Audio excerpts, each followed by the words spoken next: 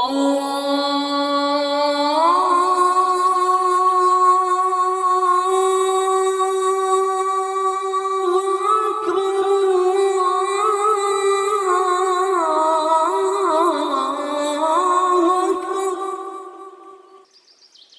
ایمان والو، جب جمعے کے دن نماز کے لیے پکارا جائے تو اللہ کے ذکر کی طرف لپکو اور خرید و فروخت چھوڑ دو، یہ تمہارے لیے بہتر ہے اگر تم سمجھو۔ آپ سن رہے ہیں خطبات حرمین سے انتخاب۔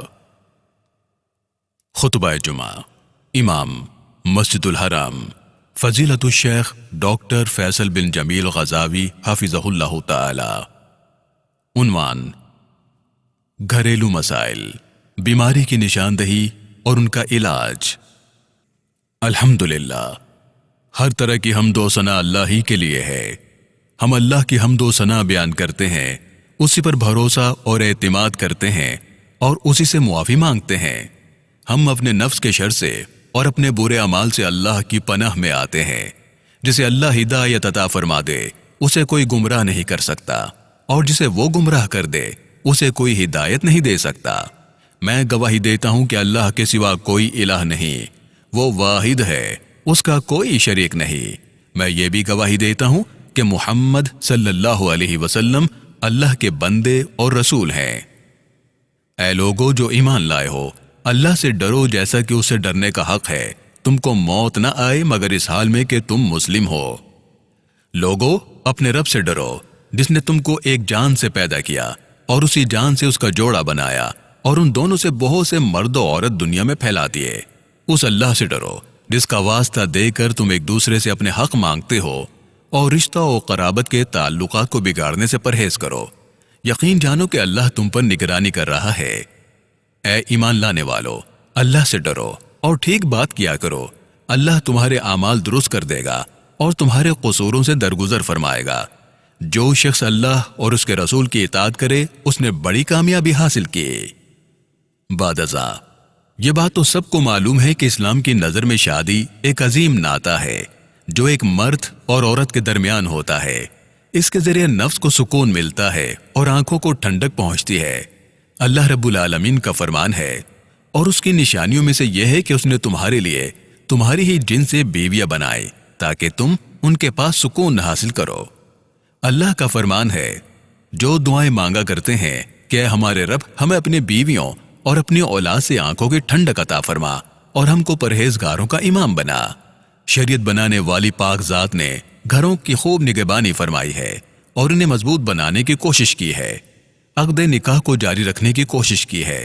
شوہر کو حکم دیا ہے کہ وہ اپنی بیوی کے ساتھ اچھا معاملہ کرے، چاہے وہ اسے ناپسند ہی کیوں نہ ہو۔ اللہ کا فرمان ہے، ان کے ساتھ بھلے طریقے سے زندگی بسر کرو۔ اگر وہ تمہیں ناپسند ہو تو ہو سکتا ہے کہ ایک چیز تمہیں پسند نہ ہو، مگر اللہ تعالیٰ نے اسی میں بہت کچھ بھلائی رکھتی ہو۔ عقد نکاح کو اللہ تعالیٰ نے مضبوط معاہدے کا نام دیا ہے۔ فرمایا، اور وہ تم سے پختہ عہد لے چکی ہیں۔ پختہ عہد کے نام سے موسوم ہونے کا تقاضا یہ ہے کہ اس میں دوام پایا جائے، سکون ہو اور چین موجود ہو۔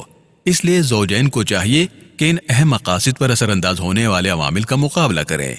اس مضبوط ناطے اور گہرے تعلق کو خراب کرنے والے اختلافات کو نظر انداز کر دیں۔ اللہ کے بندو، چونکہ شادی کی اہمیت بہت زیادہ ہے، اس لیے بیوی کی طرف سے علیحدگی کا مطالبہ بھی ایک ممنوع کام ہے، جس کا سہارا تب ہی لیا جا سکتا ہے جب ازدواجی زندگی کا باقی رہنا ممکن نہ ہو، جب اصلاح کے تمام تر شرعی وسائل استعمال کر لیا جائے۔ شیخ الاسلام امام ابن تیمیہ رحمۃ اللہ علیہ فرماتے ہیں، اصل تو یہ ہے کہ طلاق ممنوع ہے، صرف ضرورت کے وقت اسے جائز ٹھہرایا گیا ہے، جیسا کہ سیدنا جابر رضی اللہ تعالیٰ عنہ سے صحیح روایت میں ثابت ہے کہ رسول اللہ صلی اللہ علیہ وسلم نے فرمایا، ابلیس اپنا تخت پانی پر رکھ لیتا ہے، پھر اپنے دوستوں کو بھیجتا ہے، اس کے یہاں وہ دستہ سب سے زیادہ قریبی اور بڑے مقام والا ہوتا ہے جو سب سے بڑا فتنہ برپا کرنے میں کامیاب ہو جائے۔ ایک آتا ہے اور کہتا ہے، میں نے ایسا اور ایسا کیا، تو ابلیس کہتا ہے کہ تو نے کچھ نہیں کیا۔ فرمایا، پھر دوسرا آتا ہے اور کہتا ہے، میں نے اسے تب تک نہیں چھوڑا جب تک اسے اس کی بیوی سے الگ نہیں کر دیا۔ وہ اسے اپنے قریب کر لیتا ہے اور کہتا ہے، ہاں تو نے اصل کام کیا ہے۔ اللہ تعالیٰ نے جادو کی برائی بیان کرتے ہوئے فرمایا، پھر بھی یہ لوگ ان سے وہ چیز سیکھتے تھے جس سے شوہر اور بیوی میں جدائی ڈال دیں۔ سنن میں روایت ہے کہ رسول اللہ صلی اللہ علیہ وسلم نے فرمایا، شوہر سے علیحدگی کی کوشش میں رہنے والی اور خلا کرنے والی عورتیں منافق ہوتی ہیں، اس لیے طلاق کی اجازت بھی 3 مرتبہ ہی دی گئی، اور تیسری طلاق کے بعد بیوی کو شوہر کے لیے حرام کر دیا گیا ہے، الا یہ کہ وہ کسی اور شخص کے ساتھ شادی کر لے۔ چونکہ طلاق کی اجازت ضرورت کے وقت دی گئی ہے اور ضرورت تو ایک ہی طلاق سے پوری ہو جاتی ہے، اس لیے ایک سے زیادہ طلاقیں دینا ممنوع ہی رہتا ہے۔ اللہ کے بندو، اس بات کی تاکید ان تمام احادیث سے بھی ہوتی ہے جو شرعی خلاف ورزیوں سے خبردار کرتی ہیں اور طلاق کا راستہ ہموار کرتی ہیں۔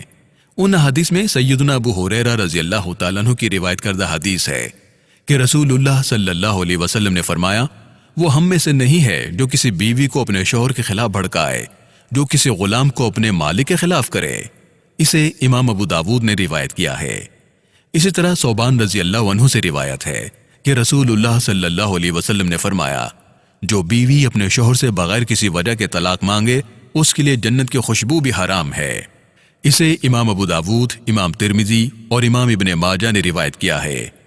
اسی طرح سیدنا ابو ہریرہ رضی اللہ تعالیٰ عنہ سے روایت ہے کہ رسول اللہ صلی اللہ علیہ وسلم نے فرمایا، کسی عورت کے لیے یہ جائز نہیں کہ وہ اپنی بہن کو طلاق دلوانے کی کوشش کرے تاکہ اس کی تھالی خالی ہو جائے، اس کے لیے وہی ہے جو اس کے مقدر میں لکھا گیا ہے۔ اسے امام بخاری اور امام مسلم نے روایت کیا ہے، اور یہ الفاظ امام بخاری کے ہیں۔ اے میرے بھائیو، اگر یہ معاملہ واضح ہو گیا تو ہمیں جان لینا چاہیے کہ آج مسلمان معاشروں میں طلاق کا معاملہ اپنی شرعی حدود اور اہداف کو تجاوز کر گیا ہے۔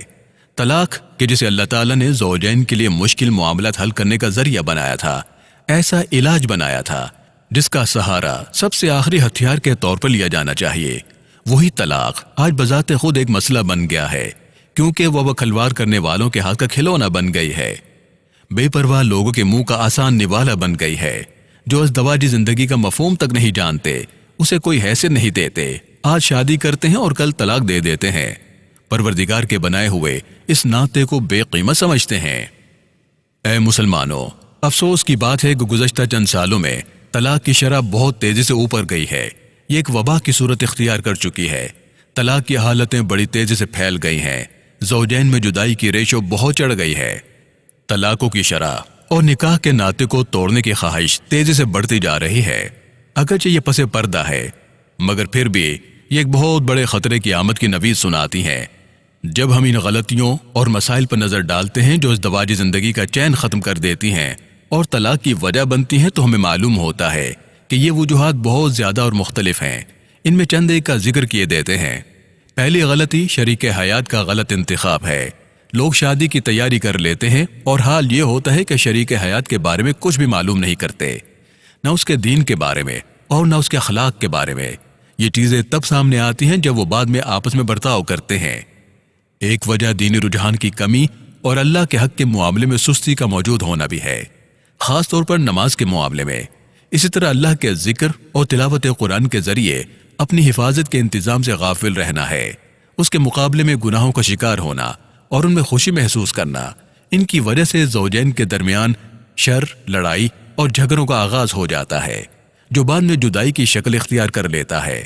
چرس کے عادی لوگوں، شرابیوں اور نشہ کرنے والوں کا حال تو آپ ویسے ہی جانتے ہیں۔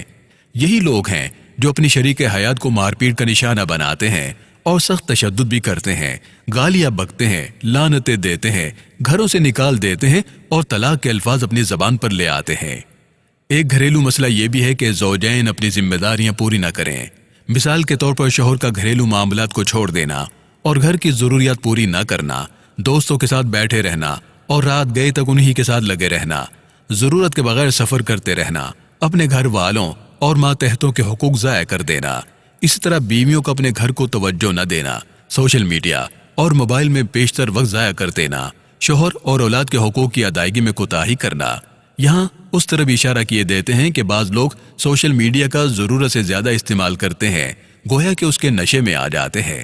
انٹرنیٹ پر انتہائی گھٹیا اور برے صفحات کو بار بار کھولتے ہیں، جس کی وجہ سے بہت سی برائیاں پھیلتی ہیں جن کا عقیدہ، رویہ اور اخلاق پر انتہائی برا اثر پڑتا ہے۔ اسی طرح گھریلو مسائل میں شوہر کا کسی دوسری عورت کو پسند کرنے لگنا، اس کا دل اسی کے ساتھ لگے رہنا، اللہ معاف فرمائے بعض لوگ تو غیر عورتوں کے ساتھ ناجائز تعلق بھی قائم کر لیتے ہیں۔ اس صورت میں وہ اپنی بیوی کو حقیر سمجھنے لگتے ہیں، اس سے بے نیازی کا رویہ رکھتے ہیں، اسے چھوڑ دیتے ہیں اور پھر اسے طلاق دے دیتے ہیں۔ اسی طرح بعض بیویاں سوشل میڈیا کے فتنے میں پڑ جاتی ہیں، پھر اپنے شوہر کے ساتھ خیانت کا شکار ہو جاتی ہیں، چاہے یہ خیانت چیٹ یا غیر محرم کے ساتھ بات چیت ہو، موبائل کے ذریعے ہو یا ویب سائٹس کے ذریعے۔ پھر جب اس کا معاملہ کھلتا ہے تو اس کی حالت قابل رحم ہوتی ہے۔ اسی طرح ایک گھریلو مسئلہ زوجین میں ازدواجی سکون کی عدم موجودگی بھی ہے، ازدواجی زندگی کو صحیح انداز میں نہ سمجھ پانا بھی ہے۔ اس صورت میں زوجین ایک دوسرے کا لحاظ نہیں کرتے، ان کے درمیان افہام و تفہیم اور اتفاق و اتحاد ختم ہو جاتا ہے، ان کی زندگی پر دشمنی، لڑائی، انا اور سرکشی کا بادل چھا جاتا ہے۔ پھر اس وقت انتہائی سنجیدہ ہو جاتا ہے جب وہ طلاق کے معاملے میں جلد بازی اور لاپرواہی کا مظاہرہ کرتے ہیں۔ اللہ شوہروں کو ہدایت دے، وہ اپنی بیویوں کو طلاق کی دھمکی دیتے رہتے ہیں، اسے ان کی گردن پر لٹکتی تلوار بنا لیتے ہیں۔ اللہ بیویوں کو ہدایت دے، وہ بھی بار بار طلاق مانگتی رہتی ہیں، شوہر کو اس مطالبے سے تنگ کر چھوڑتی ہیں، اس طرح کچھ اور شرعی خلاف ورزیوں کا شکار بھی ہو جاتی ہیں۔ اسی طرح طلاق کی وجہ بننے والی چیزوں میں وہ غلطیاں اور ناسمجھی کے کام بھی شامل ہیں جو ازدواجی زندگی پر اثر انداز ہوتے ہیں، جیسا کہ زوجین کے مابین جگہ لینے والا برا گمان، حد سے زیادہ شک، حد سے زیادہ غیرت جو اپنی جائز حدود سے باہر ہو جاتی ہے، بیوی کو عمر کا طعنہ دینا یا اس کے کسی جسمانی عیب کا طعنہ دینا، یا بیوی کو اپنے والدین اور رشتہ داروں کے ساتھ صلہ رحمی سے روکنا اور ان کی زیارت سے منع کرنا، الا یہ کہ کوئی شرعی رکاوٹ حائل ہو۔ اسی طرح کنجوسی کرنا اور بیوی کو واجب نفقہ بھی خوشی سے نہ دینا۔ واجب نفقے میں رہنے کی جگہ، کھانا پینا، لباس، علاج اور دوا وغیرہ شامل ہے، اس پر صرف واجب نفقہ ضروری ہے۔ اس طرح کچھ بیوی اپنے شوہروں کو ایسے مطالبات کے بوجھ تلے دبا کے رکھتی ہیں جو اس کی طاقت سے زیادہ ہوتے ہیں، جنہیں پورا کرنا اس کے لیے ممکن ہی نہیں ہوتا۔ ایسی بیویاں بھی ہوتی ہیں جو اپنے خاوند سے برتری کا اظہار کرتی رہتی ہیں، چاہے وہ تعلیمی قابلیت کی وجہ سے ہو یا کسی بہتر نوکری کی وجہ سے ہو یا معاشرتی لحاظ سے ذات وغیرہ کی وجہ سے ہو۔ گھریلو مسائل میں بعض شوہروں کا نفسیاتی اور اخلاقی مسائل کا شکار ہونا اور سکون کے احساس سے محرومی بھی شامل ہے، جس کی وجہ سے وہ ہمیشہ اپنے شریک حیات سے جھگڑتے رہتے ہیں، انہیں برا سمجھتے ہیں، ان سے دور بھاگنے کی کوشش میں رہتے ہیں، اپنا علاج کرنے کی کوشش نہیں کرتے تاکہ بیوی کے ساتھ مودت، محبت اور ہم آہنگی قائم رہ سکے۔ اسی سے متعلق مسئلہ وہ بھی ہے جس کا شکار بہت سے لوگ ہو جاتے ہیں، جس میں جلد غصہ آ جانا، بے وقوفی کا شکار ہو جانا، مختلف موقعوں پر غلط برتاؤ کر جانا، حکمت سے محروم ہو جانا وغیرہ شامل ہیں۔ زوجین میں پیدا ہونے والے بہت سے مسائل، لڑائیاں اور جھگڑے کسی ایسی چھوٹی سی بے قیمت بات کی وجہ سے ہوتے ہیں۔ مثال کے طور پر شوہر بیوی سے کچھ مانگے اور وہ بھول جائے، اسے کرنے میں کچھ تاخیر کر دے، یا بیوی شوہر سے کچھ خریدنے کا کہے اور وہ کہیں اور مصروف یا مشغول ہو جائے۔ یہ ایسی بے قیمت چیزیں ہوتی ہیں جنہیں انسان کے اعصاب پر اثر انداز نہیں ہونا چاہیے، ان کی وجہ سے خود پر قابو ختم نہیں ہونا چاہیے، ان کی وجہ سے بے عقلی کے ساتھ برتاؤ نہیں کرنا چاہیے، کیونکہ ایسا کرنے سے اختلافات پیدا ہو جاتے ہیں، ایسا نتیجہ نکلتا ہے کہ جس کی عاقبت بہت بری ہوتی ہے۔ اسی طرح ایک مسئلہ عورت کے جسمانی، نفسیاتی اور عقلی خصوصیات کا لحاظ نہ کرنا بھی ہے، اس کے مختلف احوال کا لحاظ نہ کرنا بھی شامل ہے۔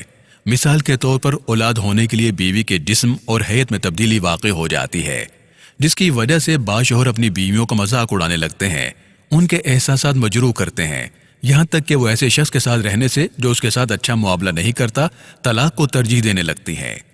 اسی طرح ایک مسئلہ شوہر اور بیوی کے گھر والوں کا زوجین کے ذاتی معاملات میں مداخلت کرنا ہے، بغیر کسی ضرورت کے زوجین کے مسائل میں دخل اندازی کرنا اور ایک کو دوسرے کے خلاف کرنا، جس کی وجہ سے اختلاف بڑھ جاتا ہے اور پھر علیحدگی ہو جاتی ہے۔ ایک مسئلہ ایسے سیریلز اور موویز کو دیکھنا بھی ہے جو ازدواجی زندگی ایسی شکل میں پیش کرتی ہیں گویا کہ وہ ایک رومانٹک اور مثالی زندگی ہے جس میں کوئی مسائل نہیں ہوتے، یا اس کے برعکس دکھایا جاتا ہے، یعنی گویا کہ یہ مشکلات سے بھری زندگی ہے، سراسر تھکاوٹ اور مشکلات ہیں جو فوراً طلاق کی طرف لے جاتے ہیں۔ یہ دونوں تصویریں حقیقت کے برخلاف ہیں، درست تصویر کے برعکس ہیں۔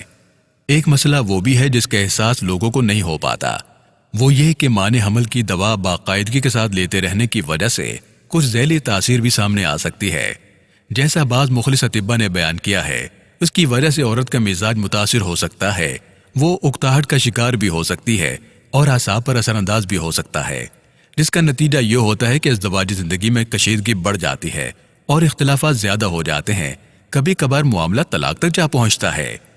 ایک مسئلہ یہ بھی ہے کہ بعض بیویاں بہتر معاشی زندگی کی متمنی رہتی ہیں اور موجودہ حال پر اکتفا نہیں کر پاتی، بلکہ اپنے سے بہتر لوگوں پر نظر اٹکائے رکھتی ہیں۔ ایسا بھی ہوتا ہے کہ بسا اوقات وہ بعض کمعقل عورتوں سے بھی متاثر ہو جاتی ہے، جو اپنی مالداری کی نمائش کرتی رہتی ہیں، جو نہ اپنے گھر کی حرمت کا خیال کرتی ہیں اور نہ ازدواجی زندگی کی خصوصیت کا خیال کرتی ہیں۔ وہ اپنے گھر کے ساز و سامان، کپڑوں، کھانے پینے کی اشیاء سنیپ چیٹ وغیرہ پر شیئر کر دیتی ہیں اور بہت جوڑوں کے گھر خراب کرنے کا سبب بن جاتی ہیں۔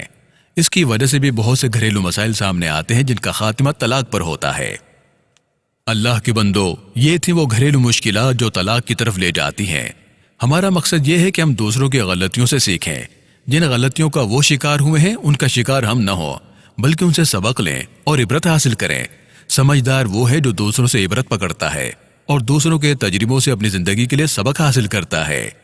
میں اسی پر اکتفا کرتا ہوں، اپنے لیے اور آپ کے لیے اللہ سے معافی مانگتا ہوں، بے شک وہ بہت معاف فرمانے والا ہے۔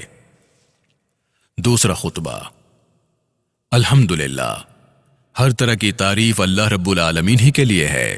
میں گواہی دیتا ہوں کہ اللہ کے سوا کوئی الہ نہیں، وہ واحد ہے، اس کا کوئی شریک نہیں، وہ متقین کا ولی ہے۔ میں یہ بھی گواہی دیتا ہوں کہ محمد صلی اللہ علیہ وسلم اللہ کے بندے اور چنیدہ رسول ہیں۔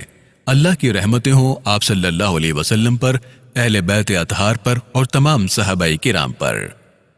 بعد ازاں گھر اور معاش کے بارے میں زوجین میں ہونے والے اختلافات ایک فطری اور طبعی اشیاء ہیں جو ازدواجی زندگی کا حصہ ہیں۔ یہ اختلافات دنیاوی زندگی کے ہم آہنگ بھی ہیں، کیونکہ یہ دنیاوی زندگی مکمل طور پر اچھی اور برائیوں سے پاک ہو ہی نہیں سکتی۔ رسول اللہ صلی اللہ علیہ وسلم کے گھر میں بھی شاید ایسے تھکا دینے والے اور مزہ کرکرا کر دینے والے اختلافات بار بار ہوتے تھے۔ رسول اللہ صلی اللہ علیہ وسلم کی بیویوں کے درمیان بھی غیرت ویسی ہی ہوتی تھی جیسی سوکنوں میں ہوتی ہے۔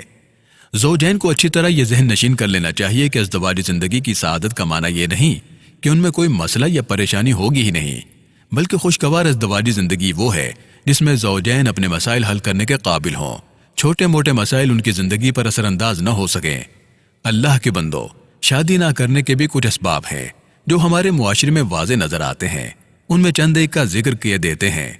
ایک بات یہ کہ شیطان نے بعض لڑکیوں کے ذہن میں یہ بات ڈالتی ہے کہ شادی سے بچ جانا چاہیے، اس سے منع ہو جانا چاہیے، کیونکہ یہ بڑی ذمہ داری کی چیز ہے، یا اس کی وجہ سے شوہر اس کی آزادی ختم کر دے گا، اسے اپنی مرضی کرنے سے روک دے گا۔ یہ بعض شوہروں کے غلط رویوں کا نتیجہ ہے جو اپنی بیویوں کے ساتھ تعامل کرتے وقت اپنے پروردگار کی نافرمانی کرتے ہیں۔ حالانکہ قوام ہونے کا معنی یہ ہے کہ شوہر اپنے گھریلو معاملات بہتر بنانے اور اس کی حفاظت کی کوشش کرے۔ یہ شوہر کے لیے ایک ذمہ داری ہے اور عورت کے لیے بڑی تکریم ہے، یعنی بیوی کو ایک نگہبان دے دیا گیا ہے جو اس کے کام کرتا ہے، اس کے مفادات کا خیال رکھتا ہے، اس کا دفاع کرتا ہے، اس کی سعادت اور اطمینان کے لیے تمام تر وسائل اپنانے کی کوشش کرتا ہے۔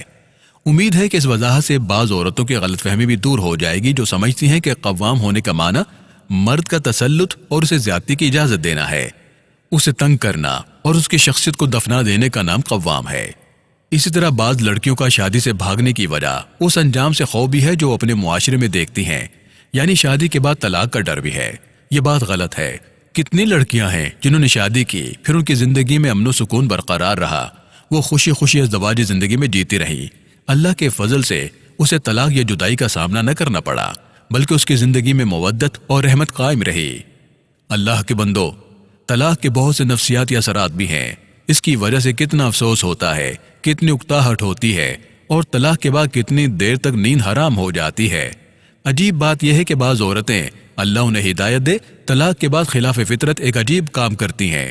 طلاق کے بعد ایک دعوت کرتی ہیں اور طلاق کی خوشی مناتی ہیں، جس میں گھر والوں، رشتہ داروں اور دوستوں وغیرہ کو بلایا جاتا ہے تاکہ وہ اس خوشی میں شریک ہو سکیں اور طلاق پانے کی سعادت پر مبارکباد پیش کر سکیں۔